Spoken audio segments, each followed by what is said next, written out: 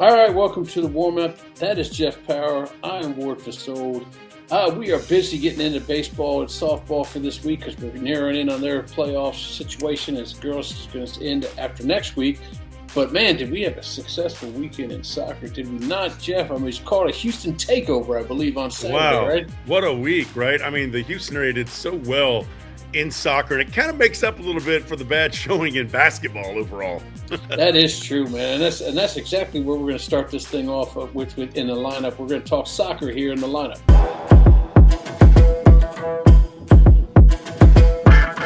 Let's start with the boys. The boys went in there. We knew we were going to come away with 2 state championships because it was Houston on Houston, but they were 2 very exciting soccer games. Talk to me about our victors in the Houston area. Yeah, well, College Park, let's start with them. Their boys defeated Summer Creek in 6A Division II. That was in a shootout over at Birkelbach Field in Georgetown. The teams, played to a 1-1 draw through regulation and overtime before the Cavaliers prevailed 5-3 on penalty kicks. That was kind of a theme also. A lot of overtime, a lot of penalty kicks. We talked about how important it is to make those kind of shots, So College Park improves to 19-3-3. It's their first state title in any sport. How about that? Of course, they haven't been around too long. The Cavaliers had one other boys soccer state tournament appearance back in 2019, but that squad ultimately fell short in the semifinals. But College Park head coach Mike Jaskowiak said that this was one of the most skilled group of players he's ever had, and it really kind of showed up on the pitch. Summer Creek was 21-3-6. The Bulldogs had won just 2 district games last season before Coach Parker O'Quinn was hired. He inherited that struggling team that had played above and beyond. And they just really turned it up a notch this year. I don't think there's any question about that. When it comes right down to it, though, bottom line is College Park got the job done when they needed to. I mean, there was no question that the game itself, the Bulldogs, who led 1-0 early on as their junior midfielder Christian Triana scored with 4:39 to play before halftime. But College Park's big goal, they tied it 10 minutes into the second half on a goal from senior forward Salim Sharif, who was named most valuable player. Of course, neither team scored again until the shootout. Sharif buried the first penalty kick, followed by Alex Harcourt, Miguel Arcera, Nolan Eastler, who all made their PKs. Lincoln Wilson delivered the winner into the net. Arcera also came up with a save in goal to help the Cavaliers escape with the victory. How often do you see that, Ward, where the goalkeeper's also he's also kicking? I mean, one of the PKs. Exactly. Yeah, Coach told me after the game he was they've used him 3 or 4 times in PKs, and he's always come through for him. Since Jaskowiak took over at College Park in 2021-22, the Cavaliers have not missed the playoffs after losing in the third round in 24 and 25. College Park delivered this season. We try to strive through confidence, but we keep it humble at the same time. And when you have to step up, you have to convert. And gladly I stepped up and I made mine, saved him, took it home. So it's just unbelievable. And I'm so grateful to play with my teammates, my brothers for life. And I love this team and the coach, man. They found a way to kind of put it all together when they absolutely needed to. And hats off to Klein, Cain. The boys repeat as state champions. 6A Division I, they beat Atascocita 1-0 as the Hurricanes finished 19-3-5. Atascocita missed on a penalty kick in the 21st minute as Cain senior goalkeeper Donato Farina dove the right way and knocked the shot away to keep the match scoreless. In the second half, Atascocita kept the pressure on. The Eagles also had a goal waved off after a foul in the box. Cain had their chances, of course, of their own to score, including the 74th minute when Atascocita was reduced to 10 players after a second yellow card. On the ensuing free kick, senior midfielder Noah Ballard stepped up from about 20 yards out and drove the ball past the wall and into the back of the net for the only goal in the match. The Atascocita Eagles finished 19-6-3 in their first ever trip to the state final. By the way, Ballard, who led Klein Cain in assists during the regular season, was named the MVP of the match. Head coach Jerson Carrasco said the award was definitely well-deserved, but also a quick credit to the entire team, of course. And Klein Cain's playoff run included wins over Bridgeland, Conroe, Wiley, the Woodlands, and Allen before the Hurricanes returned to the state final as defending champs. And, of course, all with their bleached blonde hair, looking good out there with the victory. It's just surreal playing with all these guys, ending it off with 2 state champions. I mean, Like you can't teach the effort that everyone puts in at practice, warm-ups, all of it. But let's flip it to the girls' side, because both of the girls' title matches, title wins, were fabulous games. Absolutely terrific matchups and terrific ways to finish it. Talk to us a little bit about how our two girls' teams brought home some titles. Well, the Kingwood girls captured their program's third state championship and first since 1999. It was a shootout victory against Forney in the UIL Class 6A Division II title match Saturday evening over at Birkelbach Field. You know, Kingwood became the first girls soccer team in Texas to win an undefeated 6A title since Houston Memorial accomplished that feat in 2018. So there you go. The Mustangs and Forney Jackrabbits were tied 1-1 at the end of regulation and overtime before the Mustangs won on a penalty kick shootout. Kingwood coach Adam Bell would be the first to tell you his girls squad showed perseverance all season long. They went 27-0-2 with their only two losses coming to teams in their own district. That was Atascocita and Summer Creek. Forney, of course, finished 28-2, had a 20-match winning streak that was snapped. They actually led this game 1-0 as senior Addison Smith scored just 7 minutes into the match. Kingwood senior midfielder Tyler Weaver scored with just 46 seconds remaining in regulation. That was wild, right? I mean, because that was amazing. That tied it. Yeah, people absolutely don't realize if you don't get that shot on goal, there is no extra time. You lose, right? Absolutely. And ultimately, that sent the game to overtime. Neither team was able to score the additional 20 minutes, so the contest went to the best-of-5 shootout. But the Jackrabbits goalkeeper, Cinnamon Hurst, made several key saves, but in the end, Kingwood goalkeeper Hazel Rutherford was just too strong. She was amazing, in fact. Some really key saves to help the Mustangs prevail. Shout out to Harper Mills, Isabella Garibay, and Concepcion Maya. Yeah, they all connected on penalty kicks for Kingwood before Tyler Weaver delivered the match winner to secure the victory. So with its season dedicated, of course, to the memory of former coach Press Holcomb, who died 1 year ago after a battle with cancer, Weaver said it was definitely an honor to be playing for the old coach, Coach Holcomb. Weaver, who was named the game's most valuable player, added, "We know he's looking down on us and celebrating with us. It just means the world." So Kingwood girls coach Adam Bell said they felt Holcomb's spirit throughout, and that just seemed to kind of prevail for them. We care deeply about each other. We love our teammates. We love our school. We love our community. I just couldn't be happier for Kingwood. I couldn't be happier for honoring the memory of Press Holcomb as well, too. The other big Houston area team that did well, Lake Creek. They won the 5A D2 girls soccer title as the Lions defeated Grapevine 3-2 in the state finals. Grapevine fell to 18-6-6. They were trying to win their second state title in 4 years. You know, Grapevine had not allowed a goal in all 5 playoff matches, so think about that coming in. But in the 3 seasons under Lake Creek girls soccer coach Alyssa Maynard, the Lions went from a second-round playoff exit to state champions this year. Lake Creek finishing 18-6-2. They scored 2 goals in 3 minutes of game action spanning the first and second halves, seizing the momentum early. And with just 1:31 to play before halftime, Lainey Zabriagala found the back of the net for the 1-0 lead, and then added to that lead in the second half as Hallie Montgomery got into the action in the 41st minute to make it 2-0. The Mustangs cut it into that lead with a goal from Madison Patton with 16:38 remaining. And with just under 10 minutes to play, she tallied another to knot the game up at 2.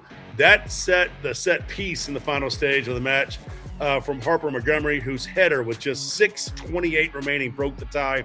Harper was named the most valuable player after her goal put the Lions ahead for good.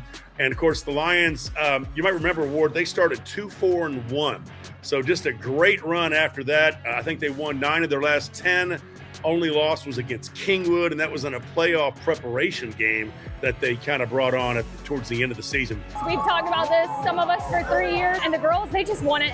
They love it. They fight for each other. They take everything in, and any coaching opportunity that I have, I'll give them like constructive criticism. I'm hard on them, and they take it, they run with it, and they always exceed my expectations. I could not be more proud of them. Small town Montgomery coming behind these girls as they fight for it, and I love to see it. And one final shout out. I want to give a shout out to Royal High School. On the boys' side, they fell to Bridgeport in the 4A Division II final. Royal out of Brookshire dropped a 5-2 decision to Bridgeport, whose Jared Contreras recorded a hat trick. You don't see that very often in soccer. Royal actually led that match 1-0 as junior forward Jerson Perez scored in the first minute of action. 10 seconds in. We had to wait an hour and a half before it started. Then 10 seconds in, he's like, hey, let's show you some highlights. Go ahead. That's so awesome. Yeah, he also scored a few minutes later to give the Falcons a 2-1 lead. So hats off to Royal High School, the boys soccer coach Christian Guzman, who once played for Royal as a student. They finished 28-2-1.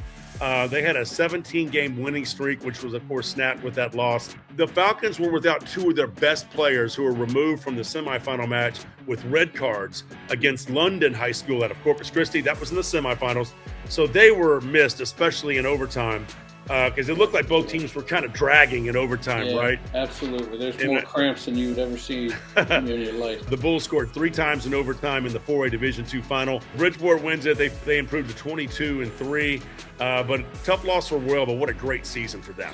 Yeah, that was definitely a heartbreak. We talked about it off camera. Perez had a shot there with 10 seconds left, and the Bridgeport goalie just threw his leg at it, barely touched it, and it barely went over the crossbar. Otherwise, it's a completely different story. They win 3-2. Hats off. That was heartbreaking. And those two girls' games that you mentioned were just fabulous. I mean, Forney controlled that whole first half in the offensive zone. Whatever coach said at halftime, they completely changed the way they were playing, worked their butt off to get a goal in the last 40 seconds of the game, and then just took over in the PKs, which was awesome. A great goal saving by Hazel. I mean, you talked about that Grapevine game against Lake Creek. You've seen so many teams, when they give up 2 goals like that to tie it up, they just completely collapse. And they nope. It was less than 2 minutes later, they got the game winner. And so hats off to Lake Creek as well. A lot of good stuff. As a matter of fact, we're going to continue talking soccer as we go to Media Day. I had a chance to talk to College Park head coach Mike Jaskowiak when he was very emotional after the game. He's so proud of his guys for hanging in there, and we caught up to him as soon as that game was over. Houston area Chevy dealers. Visit your nearest Chevy dealer and test drive our award-winning vehicles. Serving up the best treats and eats in Texas. Stop by DQ and treat yourself before and after the game.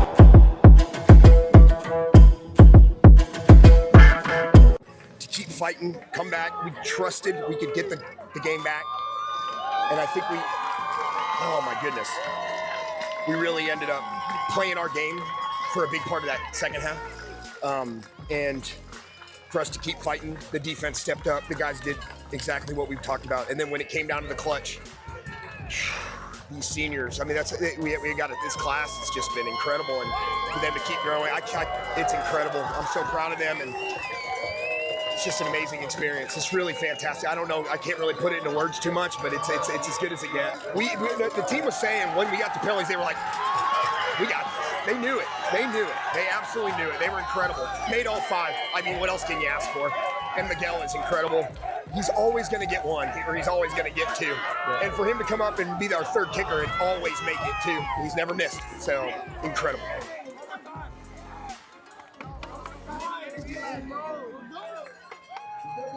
The Houston area Chevy dealers. Visit your nearest Chevy dealer and test drive our award-winning vehicles. Parker University. Check out our bachelor's degree in strength and human performance today. Good stuff. So the boys the soccer teams went 4-1, which is, like you said, a lot different from how we did in the football, and then also in the basketball finals.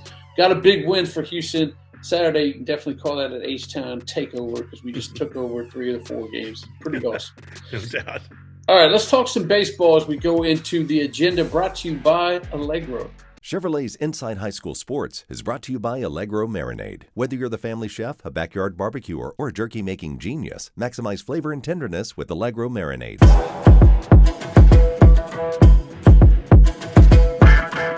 Start this thing off in 19-6A, where things are starting to tighten up at the top of 19-6A.